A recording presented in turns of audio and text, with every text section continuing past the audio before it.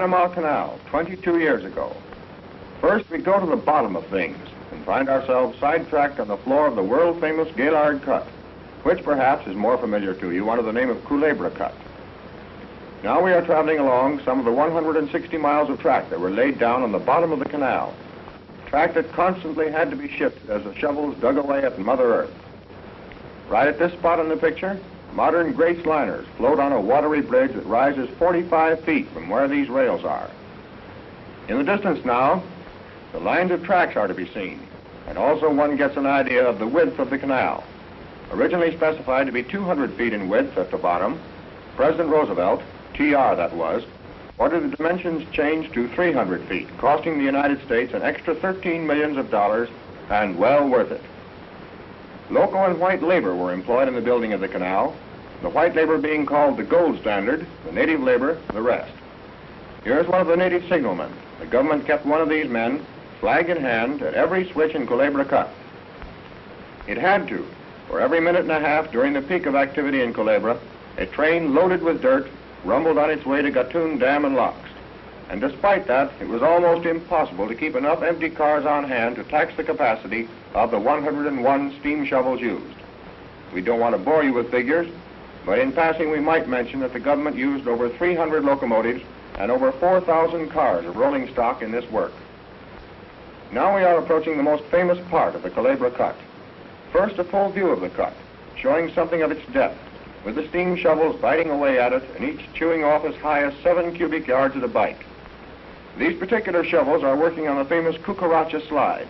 Cucaracha in Spanish means cockroach, and this slide was particularly annoying and disturbing. It was a so-called wet slide caused by the rains and the slipping of soft, wet dirt on a hard layer of rock underneath.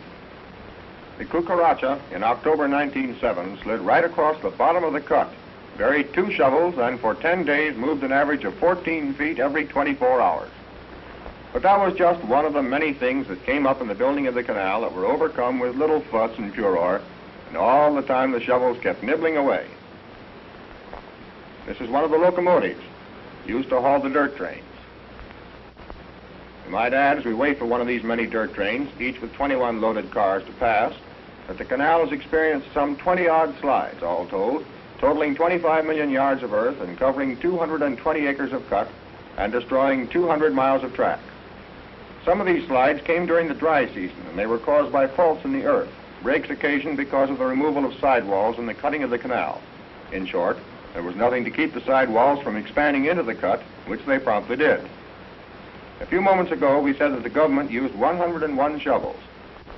Some of them were left by the French, who, under de Lesseps, builder of the Suez Canal, first started work back in 1882. These, however, are good old American shovels. They are working here just past the sheer face of Culebra at the lowest point of the cut, the very real bottom of the Panama Canal. The loading of the empty dirt trains is done very quickly with those big dippers, and don't worry, the shovels always dig themselves out. These objects are some of the 553 rock drills that were used for setting the dynamite shots. 6 million pounds of explosives a year were used in the cutting of this gigantic ditch during its 9-mile length. That would make a real Chinese New Year's party, wouldn't it? In the distance now are to be seen 2 famous spots. On the left is Gold Hill, and on the right, Contractor's Hill. It is said that it was from the top of Gold Hill that Balboa first saw the Pacific Ocean, but that was a long time ago, and, well, you know how people will talk. At each end of that suspension bridge, around 1910 and 12, there were a couple of sizable little communities, contractors' camps they were. But with the completion of the work, they were demolished and not a vestige remains of their presence. This looks like a desert stream in early spring, but it's really the first water ever to enter the Panama Canal proper, finding its way into it from the Chagres River. The Chagres Basin is now filled by Gatun Lake, formed by the man-made, low-lying Gatun Dam at the Atlantic end of the canal. And once again we view the face of Culebra Cut, showing how it looked back there in 1912 at its highest point. They took 37 million cubic yards of dirt out of Culebra, and the cost, well, it's difficult to get actual figures, but the entire canal had an estimated cost of some $375 million. Yes, we know that all